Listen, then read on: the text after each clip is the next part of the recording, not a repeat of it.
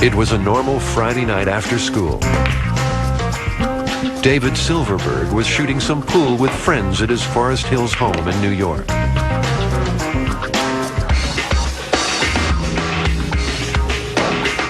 Casually, he raised his cue. It struck a glass light above the table. Initially, I didn't even realize what happened. I just saw that I was bleeding, like profusely from my face.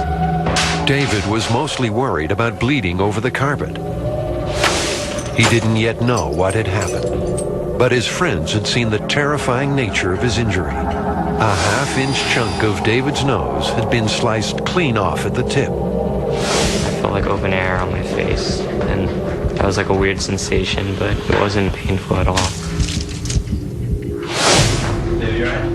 The boys were then just 13, alone in the house. They reacted with amazing maturity. One friend called his mom, Yale, who happened to be a nurse. The call was in Hebrew. The boys didn't want David to freak out about his face.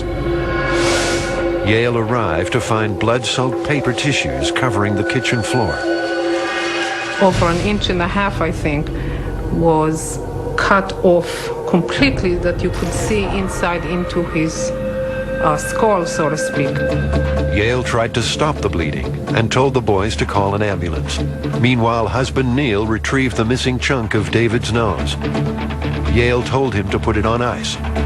Quick thinking, which probably saved David's face. It was a critical element that it was put on ice. Without that, I think part of it would have not survived. Fortunately, David's uncle was a plastic surgeon in LA.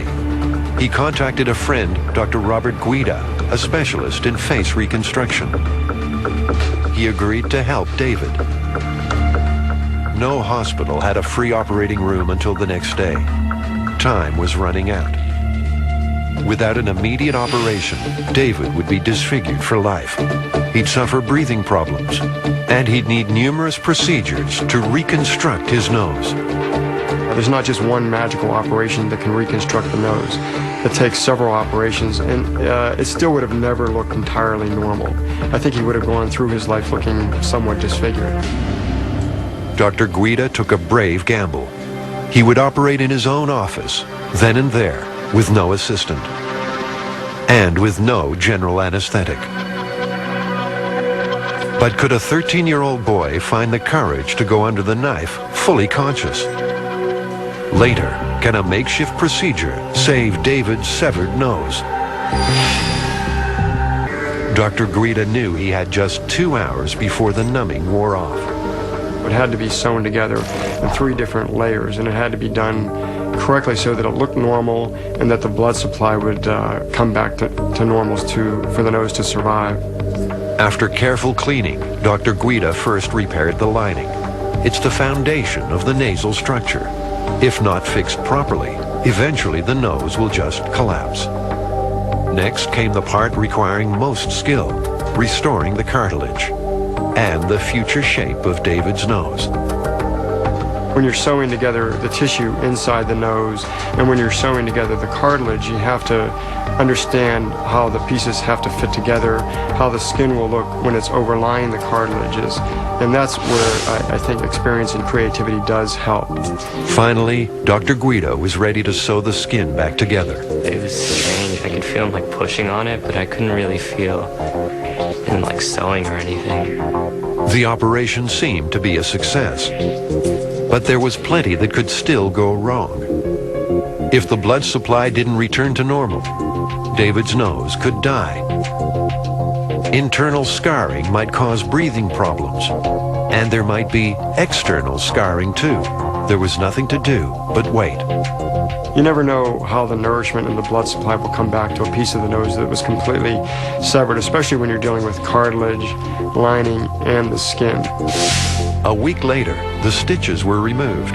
David's nose was a reddish purple, an encouraging sign. It wasn't black, which is a very good sign. Black is very bad. But reddish purple means that there was some blood flow. At that point, I wasn't sure if it was going to survive completely. 2 weeks later, the nose was reddish pink, and Dr. Guida knew the operation was going to succeed. And then in about 3 to 4 weeks, it looked completely normal. So the entire piece of nose that was severed was reattached and survived, which was sort of a miracle. Now 16, you'd never know that David had gone through such a traumatic experience. It's tough to spot his thin white scar. His success as a high school track star testifies there are no breathing difficulties. The only downside? The tip is now a little more sensitive to sunlight. Even the incredibly talented Dr. Guida acknowledges somebody was watching over David that night.